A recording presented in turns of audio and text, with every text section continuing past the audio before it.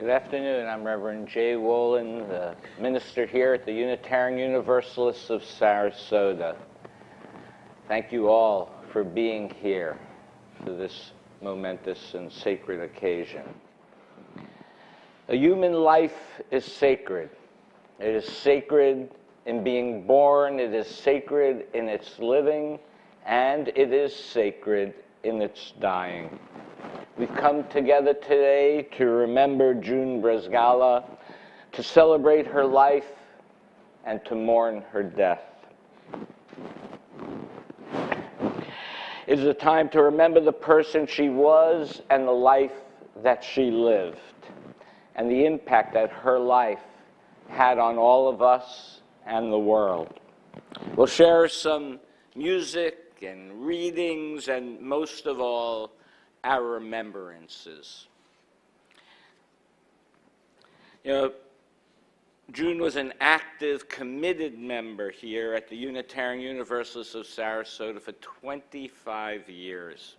Being relatively new, I didn't really know her that well, but what I do know is until she became ill towards the very end of her life, she was here almost every Sunday. What I remember was that she was also always smiling, always talking with people. She always had a nice word to say and was an easy conversationalist. She was clearly a brilliant woman who loved learning, loved sharing her wisdom and her skills with others. And she loved her family, and she loved her UU community. If I knew nothing else about her, that in and of itself is a testament. And we will hear more about her, though, today, from family and friends and those who knew her. As the poet Walt Whitman wrote, "Will you seek afar off? You surely come back at last in things best known to you, finding the best or as good as the best in the folks nearest to you, finding the sweetest, the strongest, the lovingest, happiness, knowledge, not in another place, but in this place, not for another hour, but in this hour. By our presence here today, this day, this hour, we come together to pay tribute to the memory of one who was an important part of your lives. May our coming together bring comfort to each other in the long days ahead." Please, now I will light our chalice, which is a symbol of reverence whenever we gather. Please join us in the wording that is up on the screen. In the light of truth and in the warmth of love, we gather to seek, to sustain, and to share. And now I invite you to rise in body and or spirit for our opening song, hymn number 38, Morning Has Broken. The words will be up on the screen.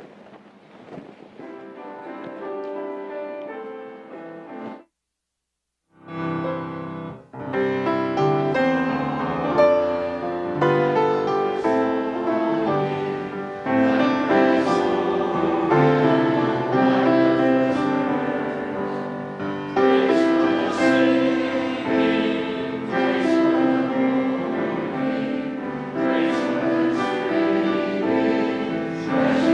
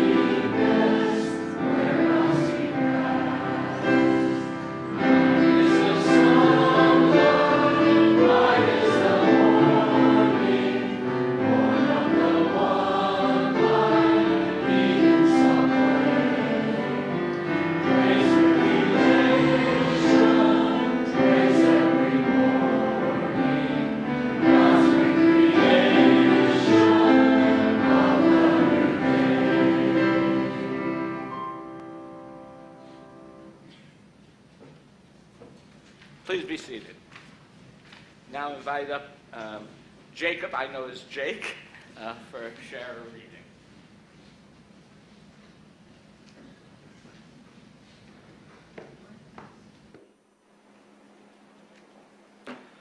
Hello, everyone. The following poem is by an unknown author. It was beautiful, as long as it lasted, the journey to my life. I have no regrets whatsoever, save the pain I'll leave behind. Those dear hearts who love and care, and the strings pulling at the heart and soul. The strong arms that held me up when my own strength let me down. At every turning of my life, I came across good friends, friends who stood me by, even when time raced me by. Farewell, farewell, my friends. I smile and bid you goodbye. No, shed no tears, for I need them not. All I need is your smile. If you feel sad, do think of me, for that's what I'll like. When you live in the hearts of those you love, remember, then you never die. Thank you.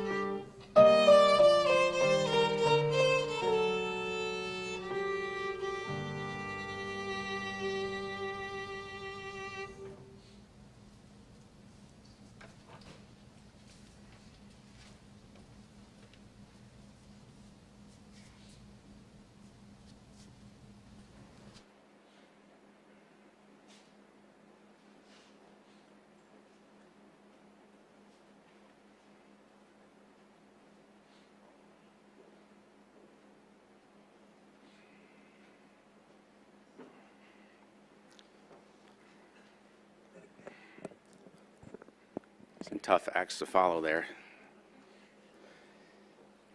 And this is my first eulogy. Hear me all right? All right. My first eulogy, so I'll try to avoid any rookie mistakes and give it my best shot here.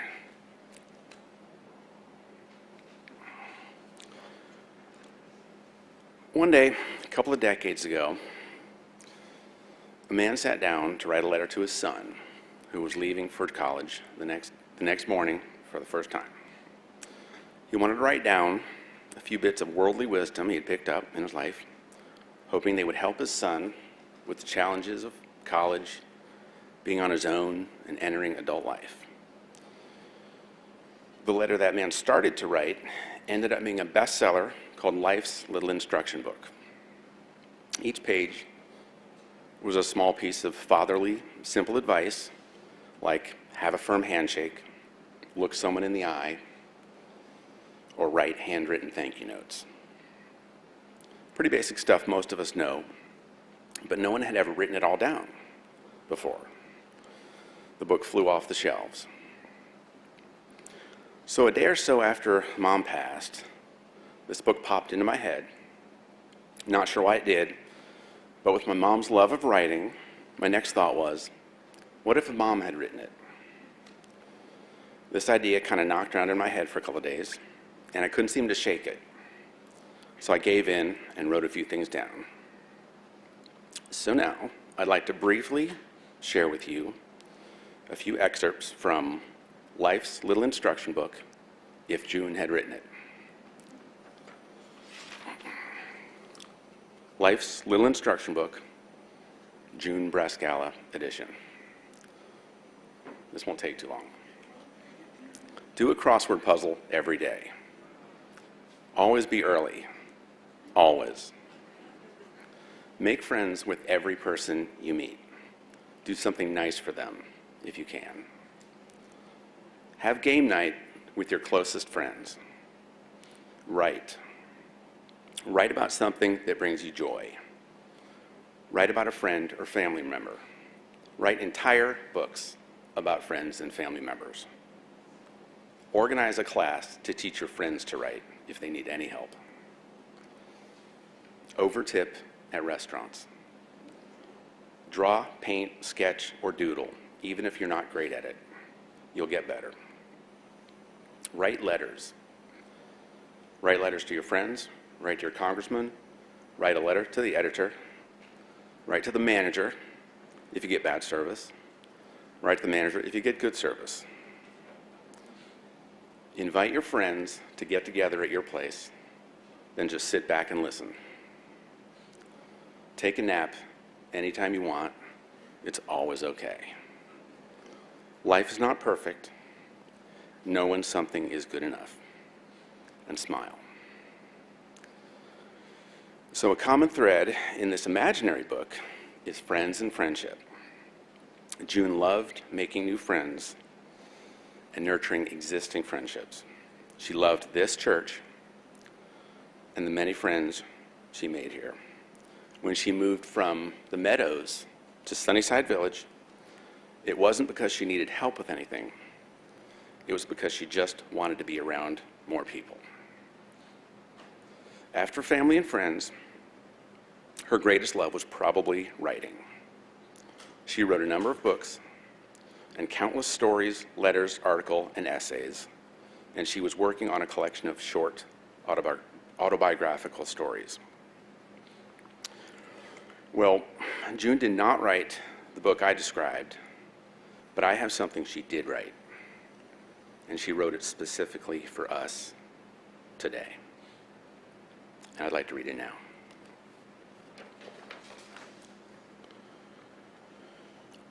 Something I want read at my memorial service.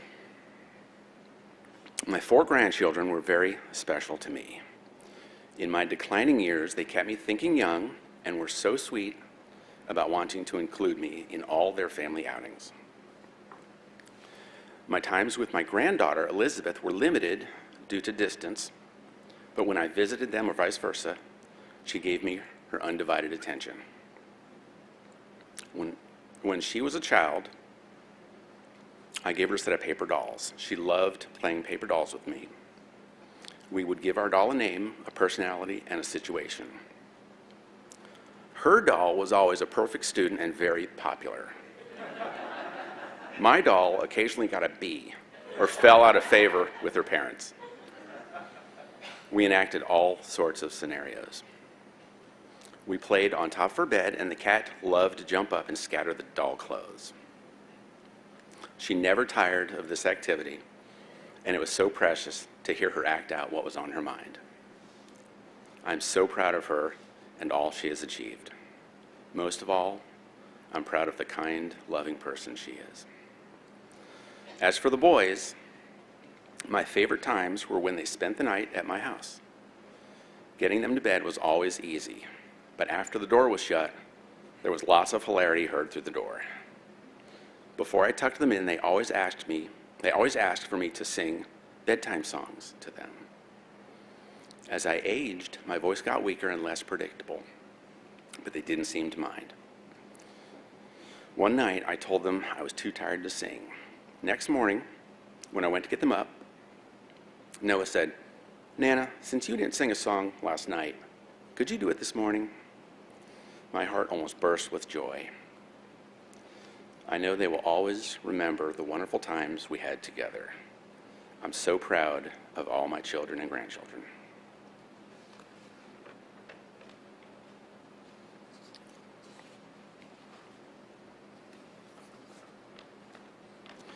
At Mom's request, Don Bren was very generous to compose a lullaby medley that he will play in a minute.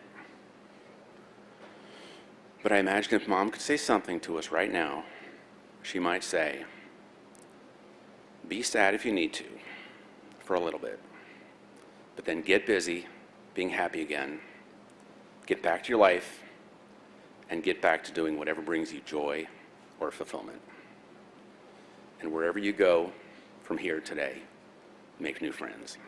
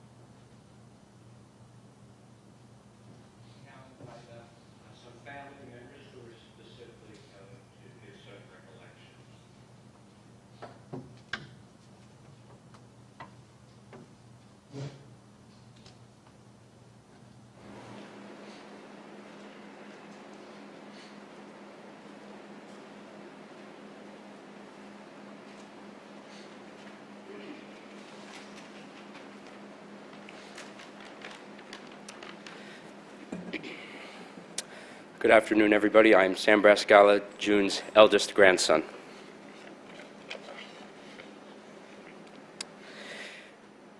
Thank you. It is a phrase that we all say daily, and it was one of the first things that I remember learning from my grandmother, June, as I have known her from the first day that I could speak to her, Nana.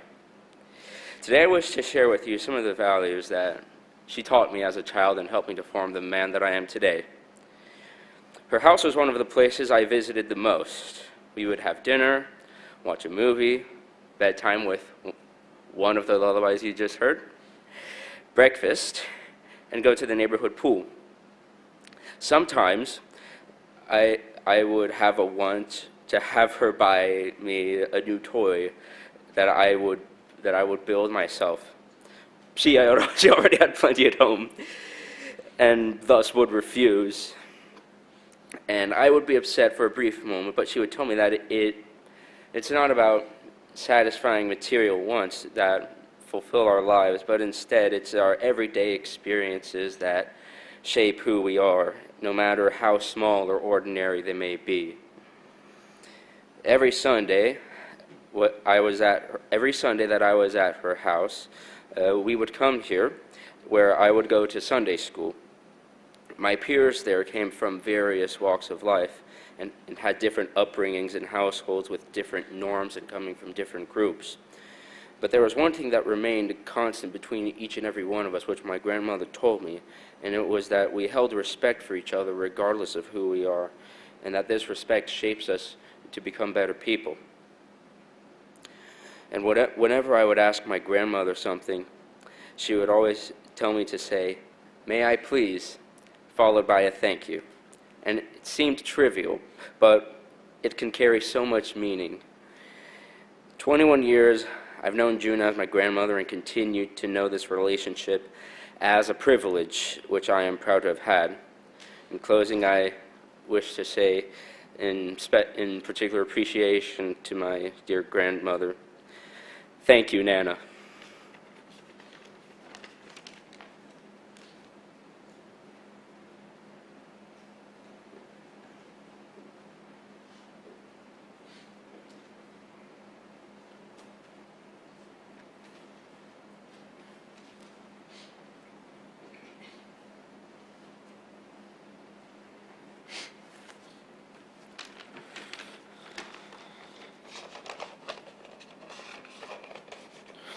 Hi, everyone. That lullaby was really good all of a sudden. I was 6 years old, cuddled up in my little twin bed again.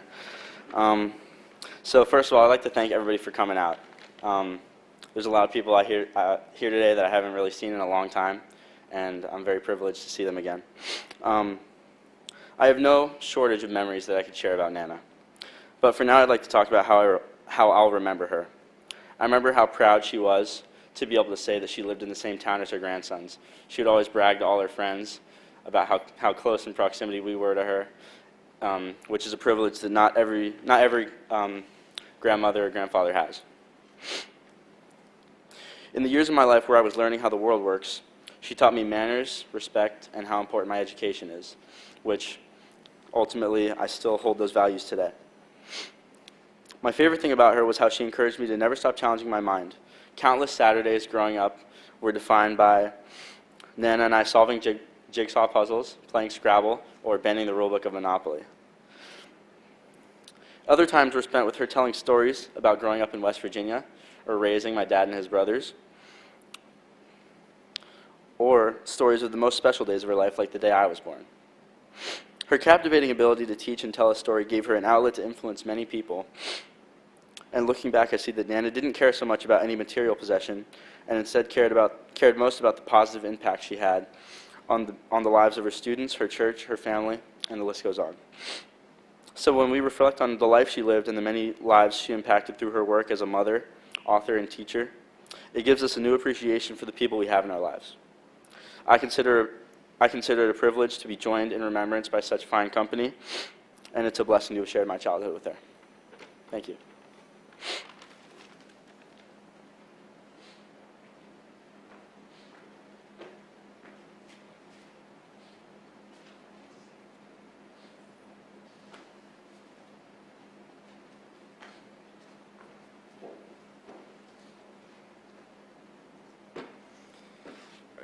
Hello again.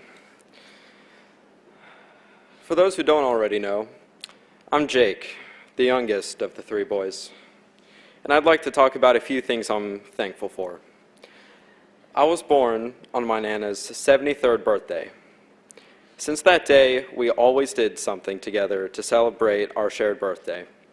That's right, it was our birthday. Anyway, some of the things we did included going on a boat tour together around the bay, or going to a Saturday morning brunch together, or just spending most of the day together.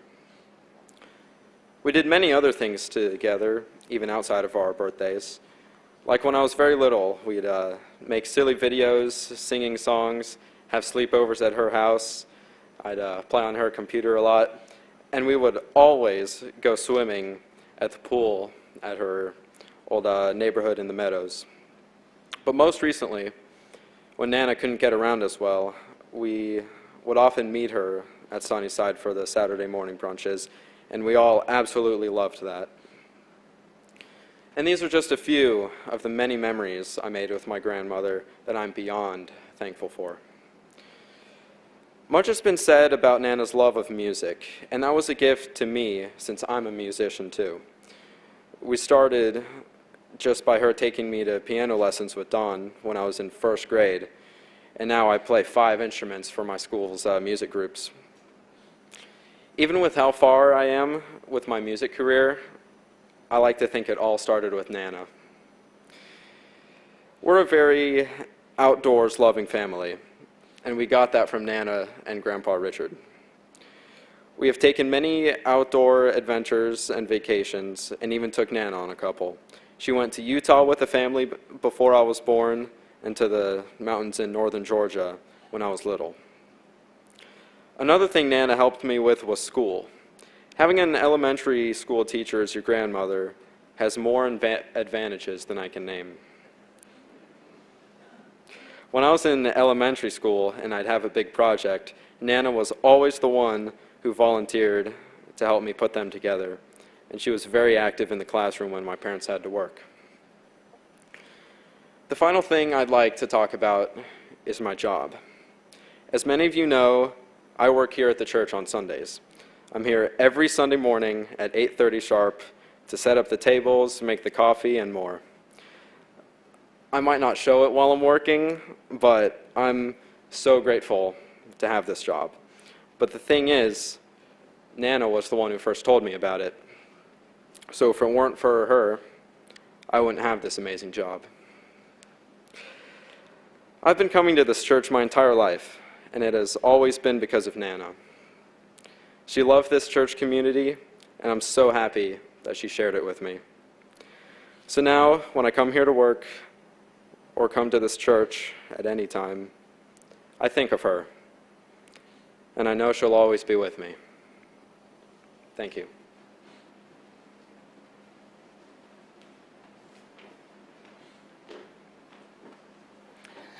Thank you.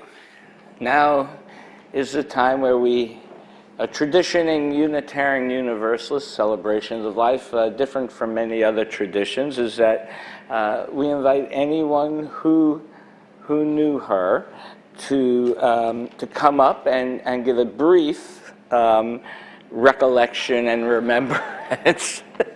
And so you can either come up here, or you can use them if you can't walk up the steps. So you have the microphone there for you to use as well. So we do invite you to come up and to share a memory of June that you had. And what's beautiful about it is often people know people from different aspects of their life. So you sometimes will hear things that maybe other people don't know about her, personal story or vignette. So please, I invite those who knew her to come up and share a memory.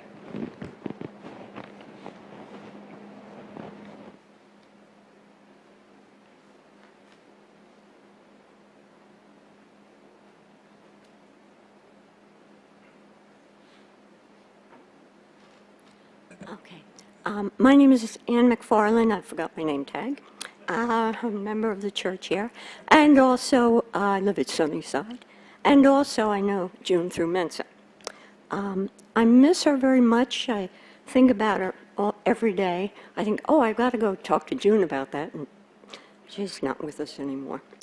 But I first met her, it was at a Mensa convention back in the mid-2000s. And I was pretty new to Florida. I wasn't living in Sarasota yet. And I went to breakfast one morning. The Mensa weekends up in Tampa, they last a whole weekend. We play games, have lots of food, lectures, a lot of fun. So I went down to breakfast, and I saw this woman sitting there. And she was so centered and so calm. And she was reading something, eating a bowl of oatmeal. And she just seemed so welcoming. She just sent off vibrations that I walked over and said, "Can I join you?" And that was the beginning of our friendship. So we enjoyed many Mensa weekends together. One time she talked me into sharing a room, and for those of you who know her, she used a CPAP, and she told me, "It's no problem, it doesn't make any noise or anything." So I said, "Okay, we'll give it a try." So if anybody wants to know about sharing a room with somebody with a CPAP, you can see me later and I'll explain it to you. So I can safely say that I was her best friend, because I can say that Claire Anderson was her best friend. I don't know if Claire Anderson is listening up in Seattle. Sandy Stein, wonderful friend, she was her best friend. Ann Carter up in Tampa. Ann Thomas, and Aya here in Sunnyside was also her best friend. She just made everybody feel so special. She listened to you, she cared, and I talked to her all the time, almost every day, and I could tell her anything, and she just knew me so well, and she accepted me with all my flaws. So the first principle of Unitarian Universalism is respect for the inherent worth and dignity. Sorry about my voice. The inherent worth and dignity of every person.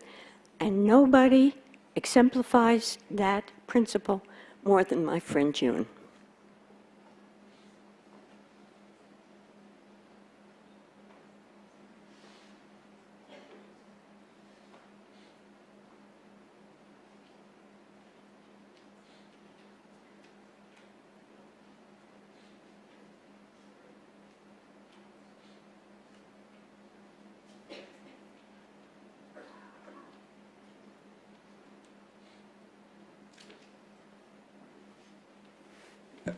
We're not going to speak together, but all right.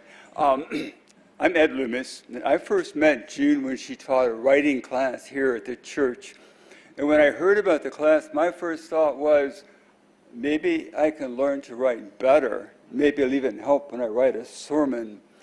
And it turned out the class was really one on writing your own book. June had written a book, and she wanted to help the people in the class prepare their own book. And the book had to do with family history. And I didn't think to bring a copy with me. I hope everybody in the family has seen the book that she's written. Has stories from members of the congregation in it. And in the class, what I did was I did not write my family history. I wrote all sorts of little stories. And I found that it was great to have that motivation to write something at all, even if it wasn't family history. And then at the end of the semester, I know at least a session, at least one person did prepare a book with her assistance of her family history. And then one other thing that I remember is after Jake began to work here, is one day June was sitting in the entranceway out there near where you go to the parking lot. And I saw Jake walk up to June and kiss her on the forehead.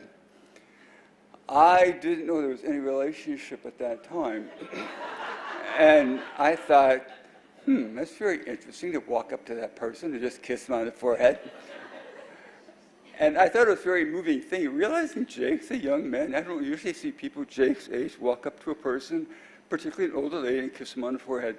But I thought it was a very moving moment that he walked up to her and kissed her on the forehead.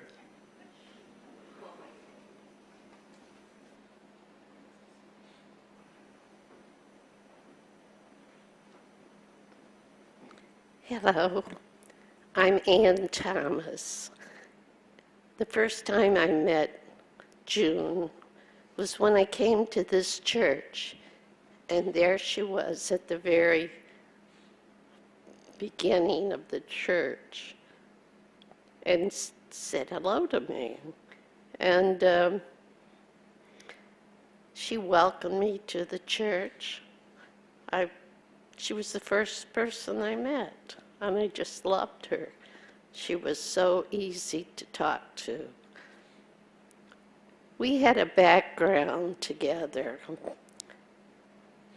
She was born in West Virginia. I was born in West Virginia. We were born in cities that were about 30 miles apart. My maiden name was Ann Rice. Her maiden name was June Rice.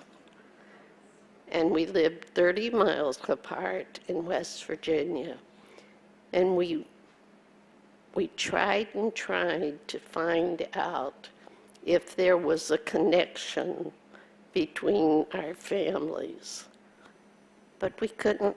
We went to Ancestry. She went back into a lot of different areas, checked, but we couldn't find any connection of our families. But living so close and having the same last name, we bonded and became sisters. That was our connection. I called her nearly every day because she was always having problems, and we talked to each other. We were very close. I loved her like a sister. Thank you.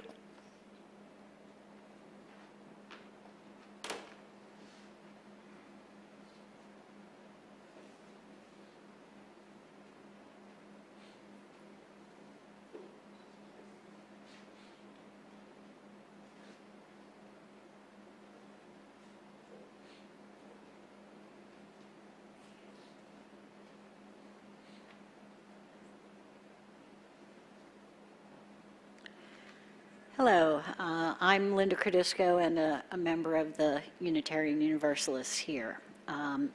June was the first UU I met in Sarasota. And my wife and I had moved down from Pittsburgh.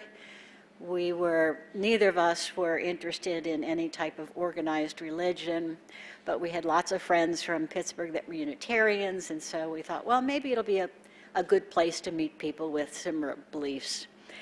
And so we went to a couple events, and I met this lovely woman you see behind us on the screen. And she kept calling me and inviting me to go to lunch and, come with, Judy and you, let's meet these people. And I'm thinking, what is it with this woman? I've never met someone so friendly and outreaching, and I was just, I think I became a Unitarian because I, sort of wanted to get rid of her a little bit, because she wasn't giving up. But on one of the times many times we had lunch together, this was,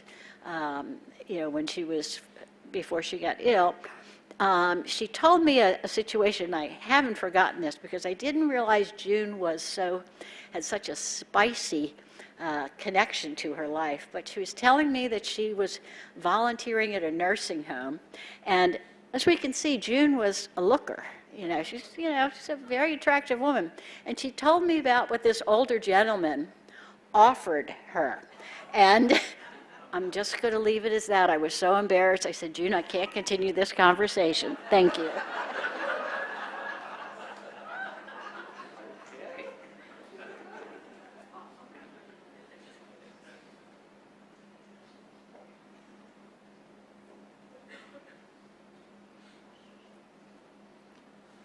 Well, I'm the other Ann that was mentioned. And I've known June since 1979. We met through Mensa. And I have lots and lots of memories to share. I was sharing some with David and Steve earlier. But we also had, I was thinking, looking at the pictures, she told me about the first time things got rolling with her and Richard. So they knew each other through school, but she said she'd broken up with a boyfriend and she decided she was going to be flirtatious with the next man she ran into. So do you guys know this story?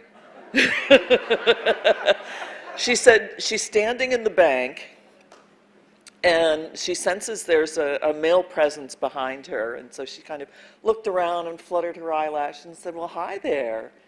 And this voice said, "Hi, June." I'm sorry, my voice, "Hello, June." And and she's like, "Oh, darn, it's Dick Brasgalla."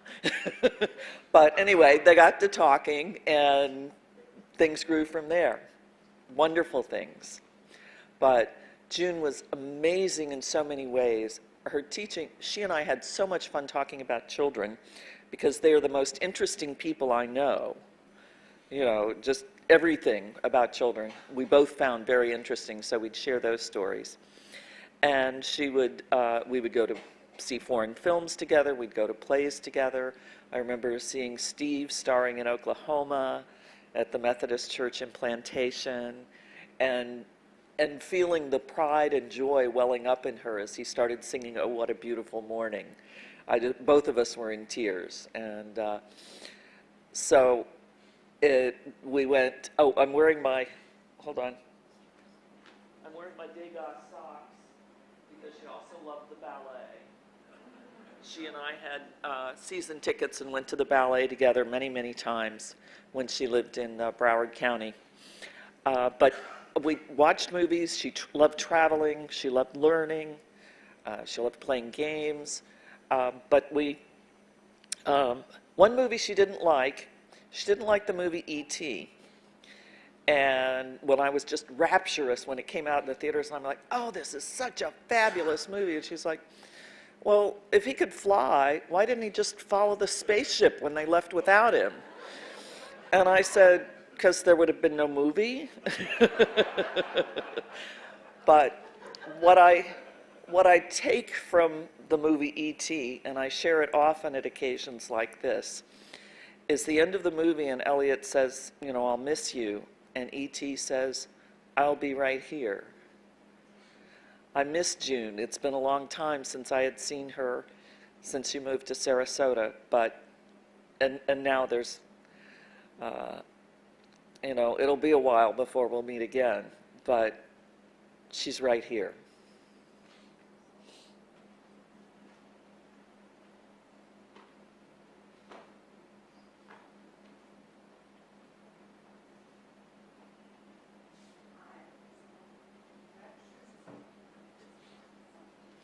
I think this might.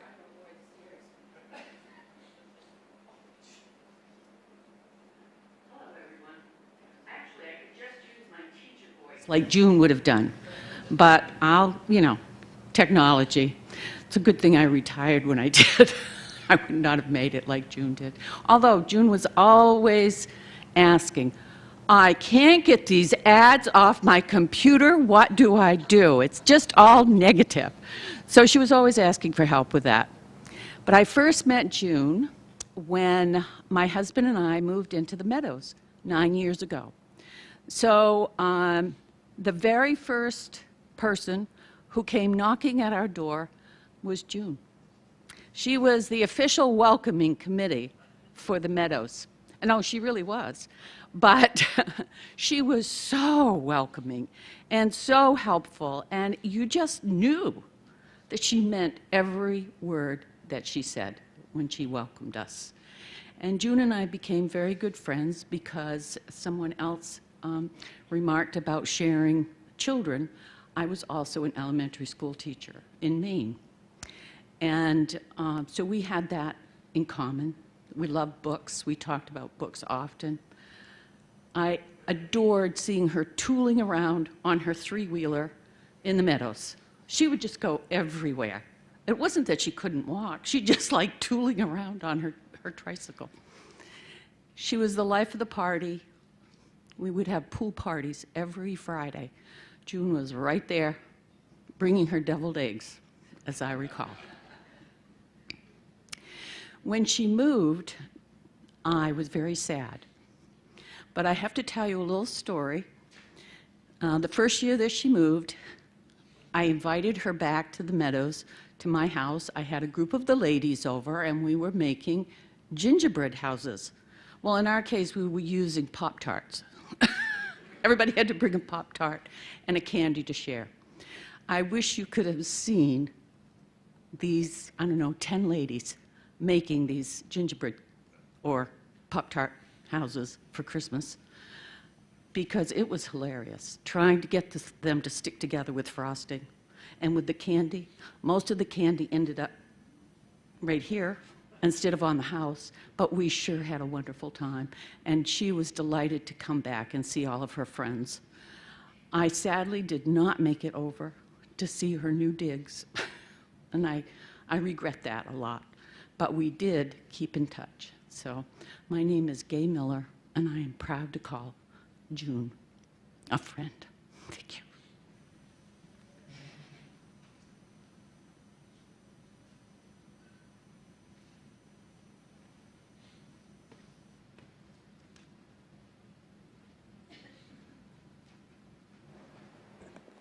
Hi, I'm Tony Dalsimer.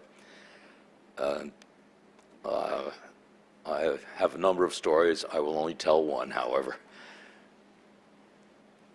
Way back, I guess, in the tippy end of the 90s or the beginning of the 2000s, this church was trying to get people to know each other. At that time, we didn't have the kind of groups we do now, but there was something called the zip code group. And so we had a group in the meadows.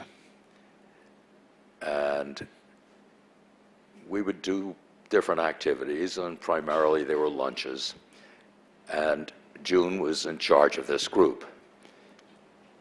We had a luncheon at her house, and I guess there were probably about 15 of us there. And we're halfway through the meal, and we hear this thump, thump, thump, thump, thumping out front. So we go to take a look, and it was alligator mating season. And one of these roving alligators is seeing its reflection in the glass panel that she had on either side of the door. And it's... So in any case, we finished the meal. No, it took a little while. And at the end of the meal, June turns to me and says, "Tony, you're the only man here, so I'm going to give you an assignment. Before we all go out to the cars, you have to go outside and look underneath each of the cars to make sure there's no alligator." And so she was a great take-charge person, and I loved her dearly. Thank you.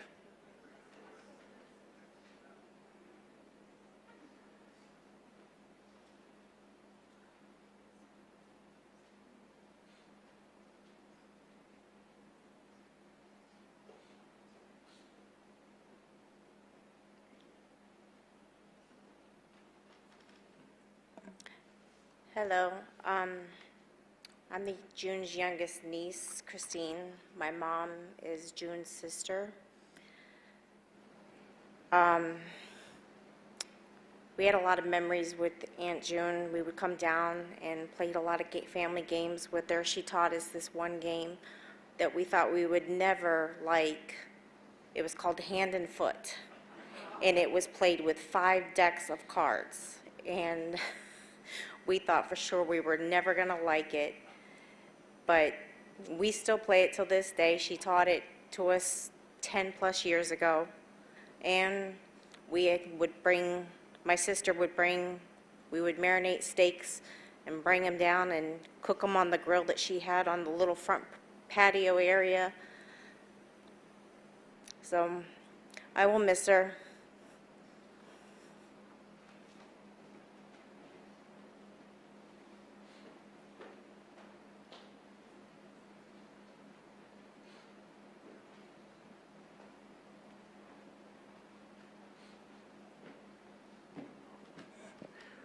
Good morning, or good afternoon, rather. I'm Dick Stammer, and I have to tell you that from the moment I walked in here this afternoon and saw June's face, I've had this stupid grin on my face the entire time. I can't imagine any more fitting tribute to June, because whenever I looked at her, I just felt joy in my heart. I've known June for 11 years. I met June because of my wife, Jody McBrien. And Jody would have been here today, but she's in Europe. But I really am here as much for her as I am for myself. Just to let you know that Jody had a small circle of really dear friends here at the UU. Among that circle was certainly June and Louise King, who we lost a few years ago. But June was right up there with Louise. And I got to meet June and got to know her and got to realize what a fabulous judge of character my wife was. And it made me try and figure out, why would my wife even marry me with all these quality people? But it's made me think that, well, maybe I do have something even close to what June had. But really, it would be very hard to find anyone with the depth of love and, as it was mentioned before, such grounding and such a sense of peace as June. So my condolences to your family, her family, but the memories she shared with you and with all of us are just incredible, and we'll miss her deeply. Thank you.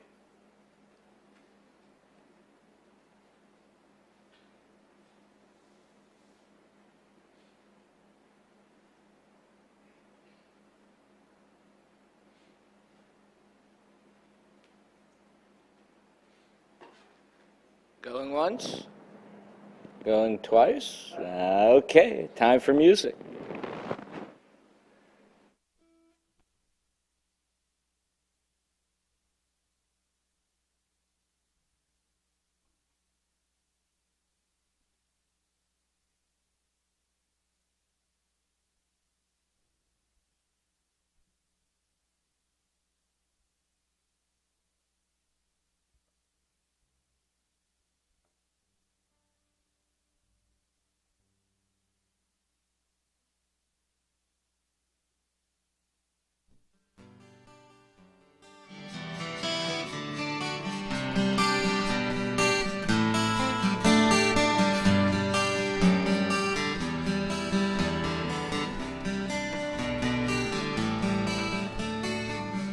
When the rain comes, it seems that everyone has gone away.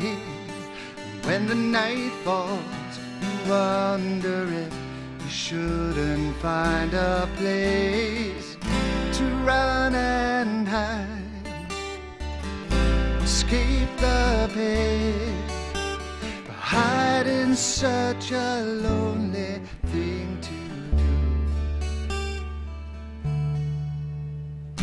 I can't stop the rain from falling down on you again, and I can't stop the rain, but I will hold you till it goes away. Oh.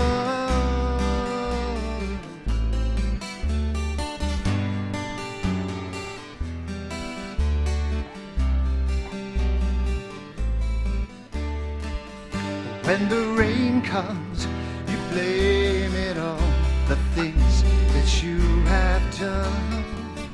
When the storm fades, you know the rain must fall on everyone. So rest a while, it'll be alright. No one loves you like I do.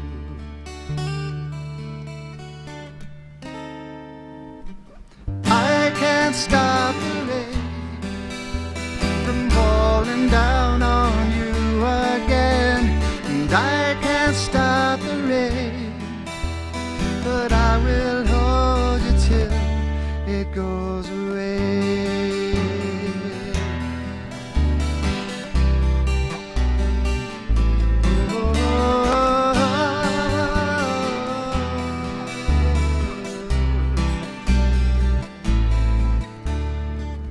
So rest a while, it'll be alright. No one loves you like we do. When the rain comes, I will hold you.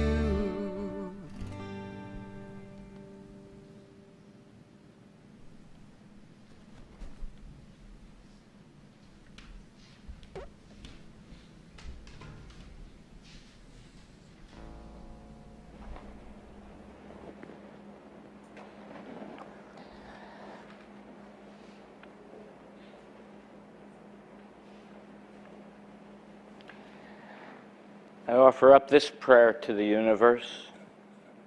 O eternal Spirit of life and love, as we mourn, please open our hearts, our minds, to truly be in touch with our feelings.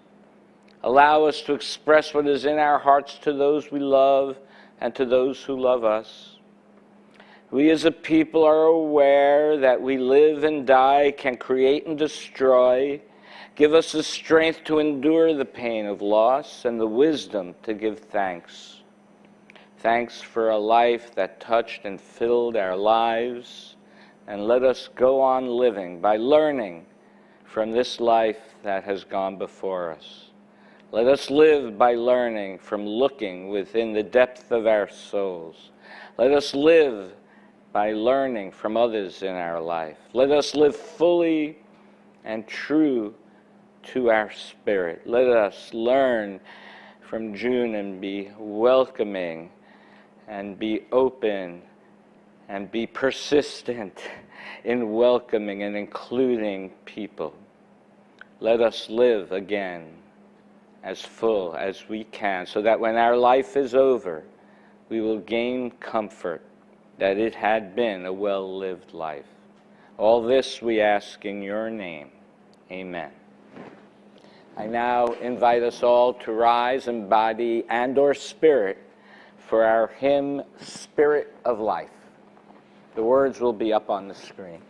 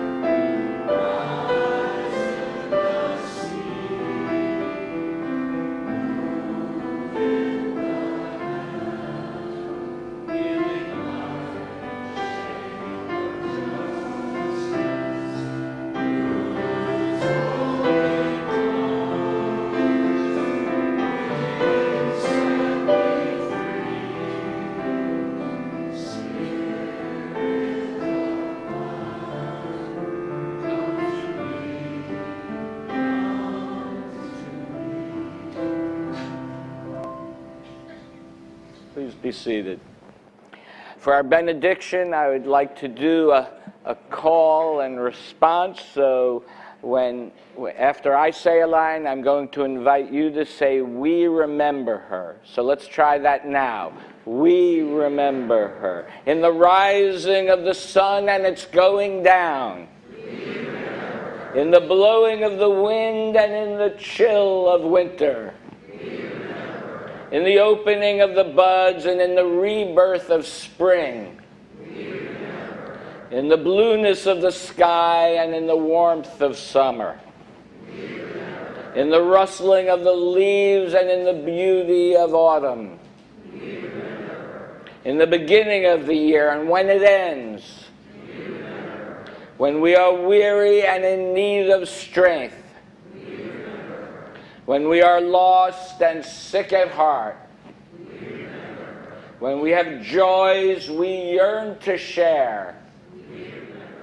For as long as we live, she too shall live, for she is now a part of us as we remember her. And now, please join me in extinguishing the chalice at the end of the service. We ask you to please let the family exit first, and then we invite you to leave as well. And there are desserts and, I think, drinks outside. Please join me in extinguishing our chalice. We extinguish this flame, but not the light of truth, the warmth of community, or the fire of commitment. These we carry in our hearts until we are together again. Thank you all for your presence here today.